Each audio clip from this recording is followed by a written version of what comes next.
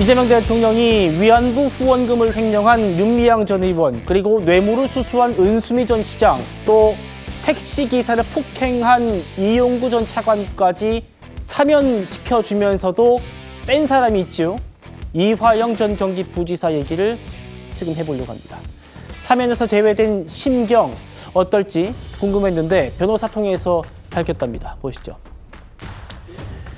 김광삼 변호사, 이화영 씨의 변호인이죠. 김광민 변호사, 죄송합니다. 김광삼 변호사님은 저희 패널이시고 죄송합니다. 김광민 변호사가 이렇게 썼어요. 생각보다 의연하더라 라면서 검찰 독재에서 희생된 분들의 아픔이 치유되길 바란다.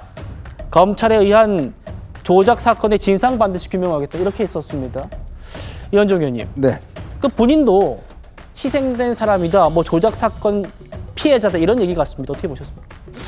그러니까 이제 본인이 아마 명시적으로 이야기를 했죠. 8.15 때 사면해달라고 이야기를 했는데 결국 이제 사면이 안 되다 보니까 지금 저렇게 이제 주장을 하고 있고, 또 이제 더군다나 이미 이거는 뭐 대법원에서 확정 판결이 났기 때문에 이제 방법은 이제 사면 복권밖에 없습니다.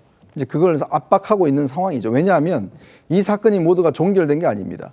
본인은 그랬지만 사실 이재명 대통령 같은 경우는 결국 이제 임기 이후로 사실상 이제 재판이 연기됐기 때문에 본인의 진술이나 이런 것들이 여전히 어떤 면에서 보면 이제 결정적 키 역할을 할 수 있다, 이런 판단에 따라서 지금 하고 있는 것 같은데요. 글쎄 워낙 이번 사면 자체의 충격파가 큽니다. 더군다나 뭐 이 정말 우리가 납득할 수 없는 인사들까지도 다 사실 사면하면서, 왜냐하면 뭐 택시기사 폭행한 분도 사면하고 뭐 또 이 뇌물을 받았는 게 분명한데도 다 하니까 아마 이화영 부지사 입장에서는 아니 왜 내가 자격이 안 되지? 라고 아마 판단할 겁니다. 아마 그런 효과가 아닌가 싶습니다. 비록 이번에는 사면받지 못했지만 묵묵히 견디면서 진상 규명하겠다. 이화영 씨의 이 메시지가 공개된 날 민주당 지도부도 잇따라 이화영 씨를 지지하는 발언을 내놨습니다. 대북 송금 의혹 사건의 진짜 주범은 정치검찰입니다. 배상윤 KH그룹 회장, 김성태 전 쌍방울 회장과 그의 변호인이 이재명 대통령님의 연루를 부인했습니다. 핵심 증인들이 일관되게 부인하는데도 검찰만 유독 이재명 대통령님을 공범으로 몰아가고 있습니다. 이재명 대통령을 공범으로 지목한 대북 송금 사건의 검찰 공소 사실이 뿌리째 흔들리고 있는 것입니다. 공소 사실을 모두 인정해왔던 김성태 전 회장마저 이전과는 다른 이야기를 하고 있는 것입니다. 정치검찰의 정치 공작에 억울하게 희생된 이화영 부지사도 반드시 석방되어야 합니다. 민주당은 윤석열 정권의 정적 제거 주구로 전락한 정치검찰 반드시 개혁하겠습니다. 자, 조기현 위원장님. 이화영 씨 변호인도 민주당 TF에 들어와 있지 않습니까? 그러니까 지금 민주당과 이화영 씨가 계속 소통하고 있다, 이렇게 보면 됩니까?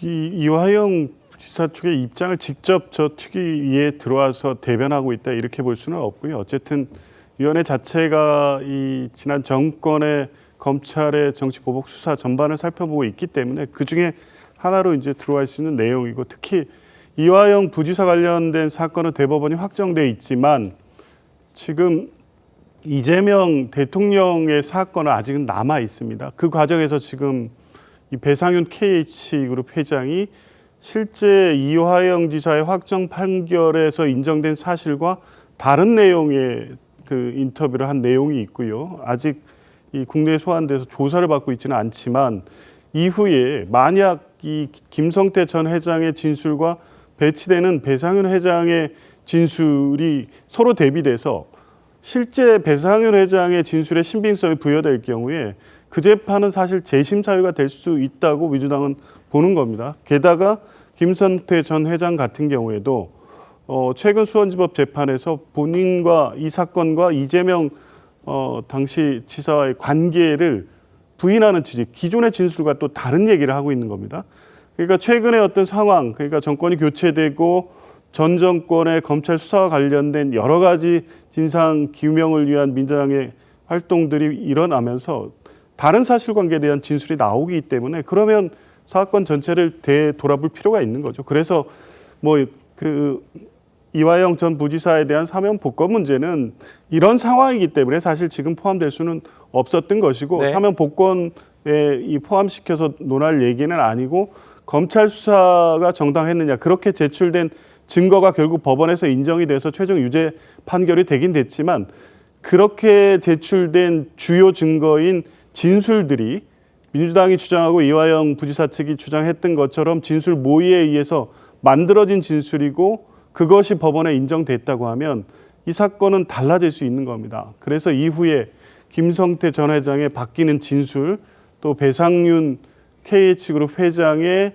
어떤 이후 수사에서 나오는 진술 이런 전체적으로 한번 보고 사건을 다시 살펴볼 필요가 있다 이런 입장입니다. 예, 지금 사면 발표 이후에 사면되지 않은 이 대북 송금 사건의 피의자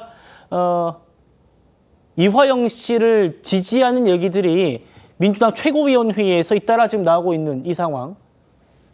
대통령실은 광복절 사면에 대해서 소위 대통령실 측근들은 엄격하게 배제했다라고 밝히고 있습니다만 국민의힘은 지금 이런 움직임을 보면은 다음에는 사면하려는 것 같다라고 보고 있습니다. 이재명 대통령 본인이 5개의 재판을 지금 받고 있는 상황인데 연기만 됐을 뿐 이제 대통령직을 마치고 나서는 재판을 받아가지고 사실 어떻게 될지 모르는 거잖아요. 네.